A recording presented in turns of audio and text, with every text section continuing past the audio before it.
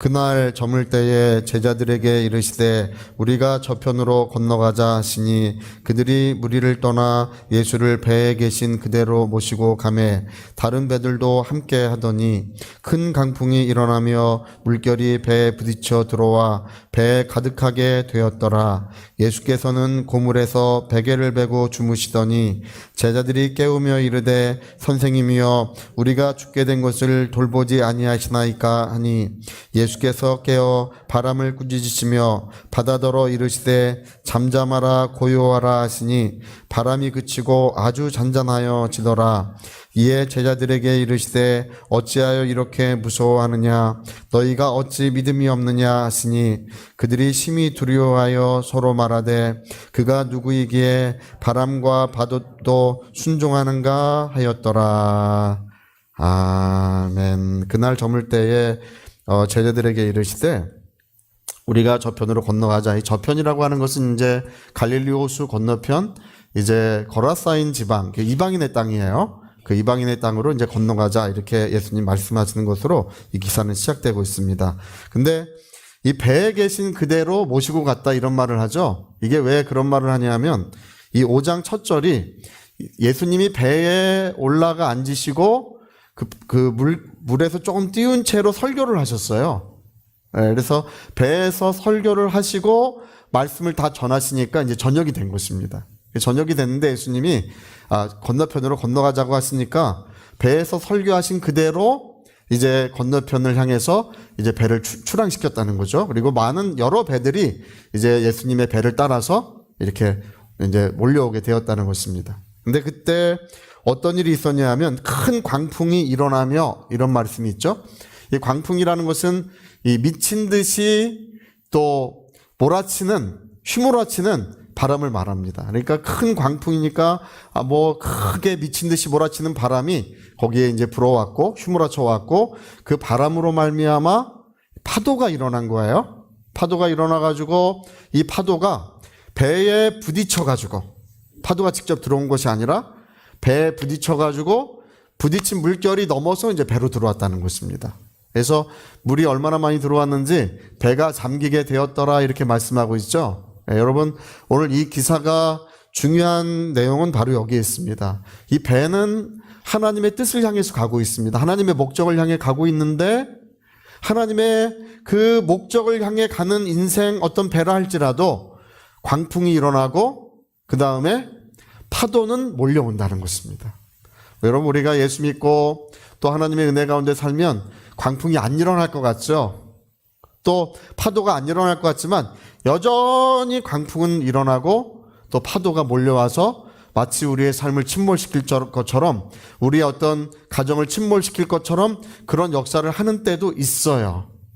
네. 그것이 어떤 광풍이든지 여러분 광풍은 이 세상에서 계속 몰아오고 있는 것입니다.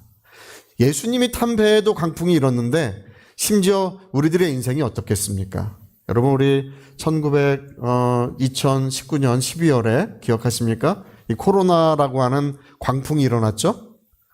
저희가 우한이라는 곳은 이제 중국 장강의 한 중간에 있어요. 그 우한에 2번 집회를 갔다 왔기 때문에 그 지역을 잘 알고 있습니다. 장강도 제가 여러 번 갔고 잘 알고 있어요. 집회를 이제 2번 가서 집회를 했던 곳이라 이제 12월에 거기에 대한 뉴스가 나니까 문득 이렇게 유심히 봤어요. 무슨 이야기인가? 근데 우리랑 별 상관없는 이야기 같았는데 이제 한 달 정도 지난 다음에 이제 1월 20일 날 최초의 우리나라도 이제 코로나 감염자가 발생했지 않습니까? 그리고 25일 날 발생한 코로나 감염자가 20 몇 명을 한꺼번에 감염시켰어요. 그래서 그때로부터 우리나라도 이제 이 파도가 막 밀려오기 시작합니다. 그런 일이 없으면 좋은데 그런 일은 일어나기 마련이에요. 그리고 이 광풍으로 말미암아 이 파도로 말미암아 가장 큰 곤란을 겪은 것 중에 하나가 이제 우리 그리스도인들이 3년간이나 예배를 제대로 드리지 못했던 그렇게 아쉽고 안타까웠던 시간들이 있었습니다. 근데 오늘 이렇게 자유롭게 예배하니까 또 얼마나 좋은지 몰라요. 할렐루야. 그때는 뭐 예배가 얼마나 소중한지, 뭐 우리가 모여서 예배하기를 얼마나 간절히 기대하는지 그랬는데 막상 코로나 끝나니까 교회를 잘 안 오신대요. 근데 이제 그런 광풍이 일어나서 이 세상을 덮쳤던, 우리 개인들을 덮쳤던 그런 일들이 뭐 얼마 전에 이제 2023년 초나 돼서야 이제 끝이 났습니다. 여러분, 지난 여름에 얼마나 더웠습니까? 그게 이제 엘니뇨 현상 때문에 그런다 그러거든요. 적도 부근, 저 남미에 있는 적도 부근 페루라고 하는 곳에서 이 해수면의 온도가 조금 높아지면, 바다의 온도가 조금 높아지면 그 여파로 말미암아 이 아시아 국가에 이런 어려운 일들이 초래가 되는 거예요. 그래서 지난 여러분 그 여름을 기억하십니까? 5월 달부터 뭐 30도를 오르내리고 끝나지 않을 것 같은 여름이 이제 지난해 있었습니다. 뭐 얼마나 더운지, 뭐 만나면 서로 잘 살아있냐고 인사하고 할렐루야, 살아있는 것만 해도 은혜라 그랬어요. 그렇게 더 무더운 여름이 이제 지나갔습니다. 뭐 여러분, 우크라이나 전쟁도 그게 이제 먼 나라의 이야기 같았는데 그게 이제 금리를 이렇게 올려놓은 거 아니겠습니까? 이제 금리와 상관없는 가정은 상관없지만 이제 젊은 세대들은 특히 집을 구입할 때 이제 대출을 많이 받아 이제 구입을 했어요. 금리가 오르니까 부동산 가격도 떨어지고, 그래서 지금 은행 대출 받은 것보다 부동산 가격이 떨어져서 어려움을 겪는 가정들이 많습니다. 또 대출이자가 너무 많이 늘어가지고 옛날에 비해서 뭐 거의 2배 가까이 늘어서 어려움을 겪는 가정들이 얼마나 많은지 모릅니다. 그러니까 여러분, 이제 뭐 그런 이야기들뿐 아니라 우리 가정에도, 우리 개인들에게도 광풍이 일어나서 그래서 파고가 밀려오는 일이 얼마나 많은지 모릅니다. 제자들이 이 물결이 뒤덮여가지고 말이죠, 배가 잠기게 되니까 물을 퍼내고 아무리 힘을 쓰고 애를 써도 이게 안 되는 거예요. 여러분, 우리 인생은 어찌할 수 없는 연약함을 가지고 있습니다. 우리는 우리의 힘을 다하고 우리의 능력을 다하고 우리 지혜를 다해도 극복할 수 없는 일들이 우리 삶에 일어나고 있는 것입니다. 그럴 때 할렐루야, 누가 계신다고요? 백고물에 주무시고 계시는 예수님이 계신다는 것입니다. 자, 예수님이 계시다. 우리 한번 해볼까요? 예수님이 계시다. 그렇죠. 오늘 이제 그 얘기를 하고 있는 것입니다. 하나님의 목적을 향하여 가는, 왜 이런 일이 일어나는지 우리는 알 길이 없어요. 목적을 향하여 가는 이 배도 광풍이 일어나고 바람이 파도가 몰아쳐서 배가 물에 잠기게 되었습니다. 그때 예수님은 여전히 백고물에서 곤히 잠들어 계셔요. 제자들이 이제 황급히 그때서야 예수님을 막 깨웁니다. 예수여, 예수여, 우리를 살려주셔서, 우리가 죽게 된 것을 돌아봐 주시라고 예수님을 막 깨웁니다. 그러니까 예수님이 자다가 이제 문득 깨어나셔가지고 갑자기 이제 파도를 향하여 예수님이 맞서 주시는 거예요. 그 바람을 향하여 예수님이 맞서 주시는 것입니다. 맞서 주시고 오늘 성경은 뭐라 그러는 거 아니? 바람을 꾸짖으시고, 할렐루야, 왜 이런 바람이, 너는 왜 이런 바람으로 불어오느냐 하면서 바람을 막 꾸짖으시고, 할렐루야, 그리고 이 바다를 명하여 잔잔케 하셨다는 것입니다. 예수님은 오늘도 우리의 삶에 일어나는 모든 강풍과 불어오는 이런 몰려오는 파도를 맞서주시는 분이심을 말씀하고 계십니다. 여러분, 이 코로나가 끝나고 뭐 어떤 일들이 마감되고 그러면 그게 끝이 났습니까? 아닙니다. 어려움이 끝이 났다고 말하는 사람은 이 세상에 한 사람도 없어요. 또 다른 파도는 계속 몰려오고 있어요. 또 다른 강풍은 계속 불어오고 있는 것입니다. 근데 우리에게 누가 계신다고요? 자, 예수님, 시작. 예수님, 할렐루야. 그렇죠. 예수님이 우리에겐 계시는 거예요. 그분이 끊임없이 몰려오는 이 파도와 강풍을 맞서주시고 그분이 모든 것들을 능히 승리할 수 있도록 도와주신다는 것입니다. 세상에 어떤 일이 일어난다 할지라도 그 일보다 예수님이 더 크신 분이세요.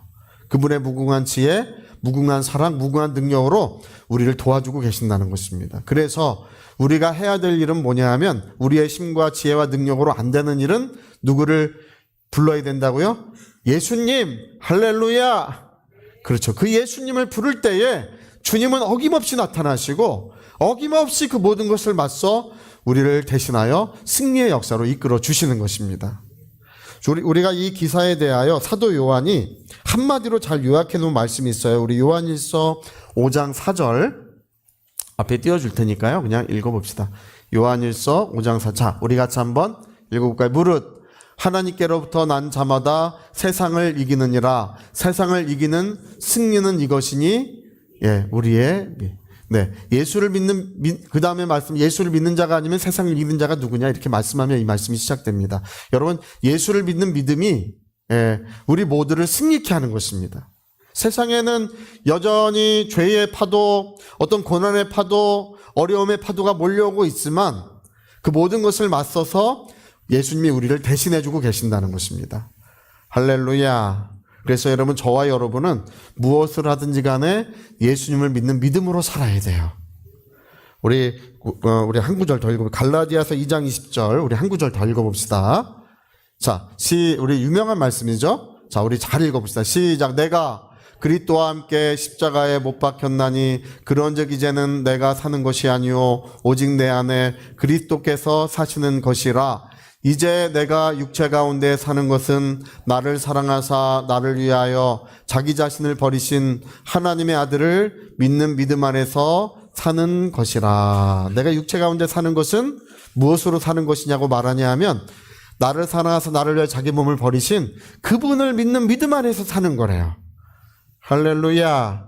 여러분, 물고기가요, 이제 바다에서 태어나가지고 거기서 먹고 마시고 결혼도 하고 애도 낳고 평생을 삽니다. 동쪽으로도 갔다 서쪽으로 갔다 모든 일들을 하며 사는데 물고기는 여전히 물속에 살아요. 물고기는 뭐라고 말하냐면 나는 내 평생 물에서 산다. 내 평생 물에서 산다. 물고기는 그렇게 말할 거예요. 먹어도 물에서 먹고 결혼해도 물에서 결혼하고 할렐루야. 아이를 낳아도 물에서 아이 낳고 물고기가 물 밖을 전혀 나가지 않고 그 안에 사는 것처럼 다 그 안에서 돌아다니고 사는 것처럼 물고기는 나는 물에서 산다고 말하는 것처럼 우리는 무엇을 하든지 간에 예수를 믿는 믿음으로 산다고 말하는 거예요. 결혼을 해도 우리는 뭘 하는 거라고? 예수를 믿는 믿음으로. 아이를 낳아도 예수를 믿는 믿음으로. 오늘 아침 드시고 오셨습니까? 밥을 먹어도 예수를 믿는 믿음으로. 내가 무엇을 하든지 간에 이 세상에서 무엇을 하든지 간에 물고기가 물속에서 그 일을 하고 있는 것처럼 나는 무엇을 하든지 간에 예수를 믿는 믿음 안에서 그 모든 일을 하고 있는 것입니다. 할렐루야. 그래서 내가 육체 가운데 사는 것은 뭐냐 하면 그분을 믿는 믿음으로 사는 것이다. 이렇게 말하는 거예요. 내가 육체 안에 내가 지금 살고 있는데 나는 물고기가 물속에 사는 것처럼 나는 그분을 믿는 믿음 안에서 모든 일들을 하고 있다는 것입니다. 할렐루야. 여러분, 제가 이제 얼마 전에 다윗이라는 사람을 잠깐 생각을 해봤는데요. 다윗이 10년 동안이나 왕에게 쫓겨다녔어요. 왕에게 쫓겨다닐 때는 이 사울 왕은 이제 이스라엘 초대 왕이기 때문에 강력한 왕권을 가지고 있었습니다. 군대를 잘 조직하고 국가 행정체계를 잘 갖추고 전 국가를 하나의 체제로 잘 묶었어요. 그래가지고 왕이 지목하는 지명수배 1번이 누구냐 하면 다윗이었어요. 지명수배자 1번. 왕이 그 사람을 잡아오면 아주 큰 상급을 주겠다. 여러분, 왕이 그렇게 지목하면 그 나라 어디에 가서 숨을 수 있습니까? 도저히 생존할 방법이 없어요. 외국 나라에 도망갔다가 거기 침 흘리고 미친 채 해가지고 겨우 살아 돌아왔어요. 어디 도망갈 데가 없어요. 그러니까 10년 동안 다윗이 도망 다닐 때 뭐라고 고백하냐면 주님은 나의 방패시요 나의 구원이시요 나는 오직 주님만을 의지합니다. 여러분, 시편에 써있는 그런 글들이 있죠. 대부분 그 글들이 다윗이 도망 다닐 때 쓴 글이에요. 어디 숨을 데가 없어요. 근데 어디 숨어요? 나는 주님 안에 숨습니다. 그 얘기예요.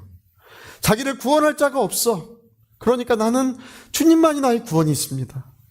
그러니까 이런 모든 위기 속에서, 모든 어려움 속에서 다윗은 끊임없이 자기의 신앙을 고백하고 자기 믿음의 불을 밝힐 수밖에 없었어요. 근데 여러분, 그가 왕이 되니까 왕이 됐을 때 삶이 더 좋은 것 같죠? 왕이 되니까 뭐 그 나라를 다 소유하고 그 많은 것들을 소유하고 얼마나 좋습니까? 근데 왕이 되니까 하나님의 도움이 없이 살 수 있는 때가 된 거예요. 그러니까 왕궁을 거닐다가 이 밧세바의 범죄, 그리고 그 남편인 우리아를 죽였죠? 우리아의 범죄, 이런 일들이 왜 일어나는 것입니까? 예, 하나님의 도움이 없이 나는 스스로 살 수 있다고 생각하는 바로 그때에 그런 일들이 일어나는 거예요. 여러분, 어떤 삶이 더 좋은 것입니까? 우리가 이제 평범하게 볼 때는 왕으로 살았던 삶이 더 좋아 보여요. 왕으로 살았을 때가 더 윤택하고 더 위험 있고 복된 삶을 사는 것 같지만, 그러나 어떻게 보면 그게 저주의 날일 수도 있는 것입니다. 쫓겨다니고 고생하며 어찌할 수 없는 바로 그 시간에 다윗은 끊임없이 하나님을 사랑하는 것을 고백하고 하나님을 의지함을 그는 고백했던 것입니다. 할렐루야. 제가 아는 어떤 목사님은 저 천안에 부임을 가셨는데, 부임을 갔을 때는 이제 거기 교인들이 많았어요. 이제 그 부임을 갔을 때 얼마 안 돼가지고 교인들이 다 떠나고 3가정밖에 안 남았다 그래요. 이제 처자식 데리고 갔는데 도저히 살 방법이 없는 거예요. 그래서 그때부터 이제 새벽부터 이제 기도를 시작하셨어요. 예. 어려움이 없이는 이제 기도를 안 했을 텐데 어려움이 있으니까 기도를 하셔서 그 어려운 한 5년 기간 동안에 하나님께서 어떤 것도 부족하지 않게 채워주셨다는 것입니다. 근데 참 신기한 것은 교인은 늘지 않고, 할렐루야, 때마다 일마다 하나님께서 물질만 전기세 필요하면 전기세 보내주시고 쌀 필요하면 쌀 보내주시고 그렇게 필요만 채워주시더라는 것입니다. 근데 이제 그분이 나중에 이제 교회가 성장하고 전 세계 복음을 전하러 다니시면서 자기 인생을 돌아볼 때 가장 값지고 아름다웠던 시간이 언제이냐? 바로 그 5년 기간이 가장 값지고 아름다운 시간이었대요. 할렐루야.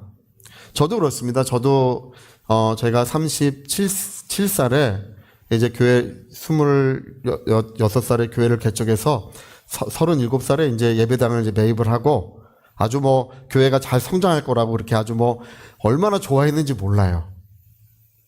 할렐루야. 근데 갑자기 보금자리 주택지구로 거기가 편입되는 바람에 이제 이명박 씨가 대통령이 되셔가지고 그 이제 개발을 시작하는 바람에 보금자리 주택지구로 이제 편입이 됐어요. 이게 공개발을 시작하면 좋은 줄 알았는데 이 공개발의 바람이 불어오니까요. 교회는 견디기가 참 어려워요. 예. 이 집들은 비어가고 사람들은 전부 거기에 모든 관심이 다 매몰돼 버리고 맙니다. 그리고 이제 교회는 이제 잘 성장하던 교회가 이제 어려움을 겪게 됩니다. 그리고 이제 나중에는 이제 수용되고 교회도 허물어지고 이제 이사가 가지고 우리 교회에서 나간 분들이 또 그 옆에 교회도 차리고 뭐 이렇게 해가지고 나가서 기도를 하는데 그때가 얼마나 감사한지 몰라요. 망한 것에 감사. 할렐루야. 할렐루야. 그게 얼마나. 제가 새벽에 그때는 3시 반이나 4시 되면 강대상 밑에서 항상 교회에 와서 강대상 밑에서 기도를 했습니다. 하나님, 이런저런 이야기도 나누고 하고 싶은 말도 하고 그냥 하나님 앞에 이런저런 이제 기도를 하는데 때로는 너무나 감사해서 눈물이 나요. 예, 하나님이 너를 낮추시고 또 너와 함께 하시기 위하여 하나님은 그런 일들을 행하신다는 것입니다. 왜 좋은 길을 놔두고 왜 평탄한 길을 놔두고 광야를 지나가게 하셨느냐. 그 광야는 독충이 우글거리는 것이고 너무 덥고 너무 추워서 도저히 살 수 없는 광야를 지나가게 하신 것은 너를 낮추셔서 하나님으로 말미암아 살게 하려 하심이라. 할렐루야. 그 시간이 믿음을 배우는 시간이었어요. 그 시간이 하나님의 은혜를 배우는 시간입니다. 낮아지고 할렐루야. 여러분, 그래서 오늘 성경은 그 밤 하늘에 별들이 많이 떠 있어도 낮에는 별이 보이지 않지만 컴컴한 밤이 돼야 하늘에 무수한 별들이 떠오르는 것처럼 우리 인생이 밤이 될 때 우리 하나님의 영광을 보게 되는 것입니다. 여러분, 우리가 생각할 때 다윗이 왕이 됐을 때가 좋은 것 같지만 그러나 다윗의 그 아름다운 시들, 그들의 믿음의 절정인 그 믿음의 고백들은 고난 가운데 나왔어요. 10년 동안 쫓겨다니면서 그의 신앙의 고백이 오늘도 우리에게 철저히 들려주고 있는 것입니다. 할렐루야. 그래서 여러분, 하나님을 의지하지 않는 그 시간은 우리에게 있으면 안 된다는 거예요. 내가 육체 가운데 사는 것은 뭐라고요? 나를 사랑하사 나를 위하여 자기 몸을 버리신 예수님을 믿는 믿음으로 사는 것이다. 할렐루야. 믿음이 없는 날은 하루도 있어서는 안 된다는 것입니다. 내가 스스로 살 수 있다고 여기고 내가 혼자 잘 된다고 여기고 그런 날들은 영원히 우리에게는 있어서는 안 될 것입니다. 여러분, 느부갓네살 왕이 이제 왕궁을 거닐다가 이렇게 왕궁을 거닐다가 바벨론 성을 거닐다가 야 보라, 이 놀라운 나라를 누가 만들었는가, 이 큰 성을 누가 만들었는가 하면서 자기를 뽐냈어요. 뽐냈는데 하나님께서 갑자기 느부갓네살 왕에게 그 모든 지혜를 한 번에 다 뺏으시고 짐승만큼의 지식만 남겨두셨다는 것입니다. 그러니까 느부갓네살 왕이 짐승처럼 돼가지고 갑자기 왕궁을 뛰쳐나가가지고 말이죠. 7년 동안이나 손톱 기르고 발톱 기르고 수염 다 기르고 머리 기르고 짐승처럼 막 잡아먹으면서 7년이나 살았다는 것입니다. 여러분, 스스로 됐다고 생각했지만 사실은 누가 계셨냐면 하늘에 하나님이 계셨고 하나님께서 그를 사용하셨던 거예요. 그래서 7년 동안 짐승처럼 살다가 문득 저 하늘의 하늘을 이렇게 바라보다가 그 하나님께로부터 지혜가 다시금 그에게로 돌아왔다는 것입니다.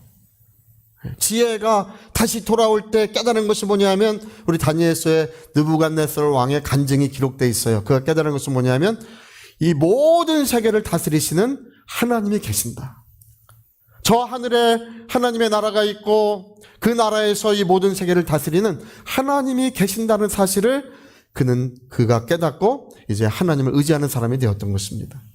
여러분, 오늘 내 안에는 누가 살아계시냐 하면 예수님이 살아계셔요.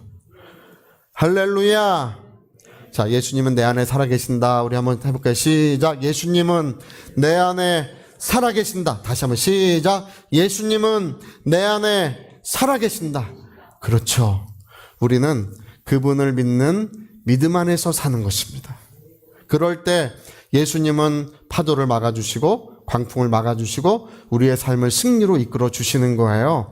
이 많은 사람들이 자기의 힘으로 하고 자기의 노력으로 하고 마지막까지 해보다가 도저히 안 되면 마침내 예수 의지해요. 도저히 안 되겠다 이럴 때 의지해요. 여러분, 우리 분당 선교교회 우리 사랑하는 성도님들은 처음부터 의지하시기를 바랍니다. 인도네시아 부흥운동이 일어났을 때 어떤 집에 쥐가 한 마리 이렇게 들어왔어요. 주인이 빗자루를 가지고 머리를 그래서 탁 쳤어. 그 의도맞은 쥐가 왜 하고 도망을 갔어요.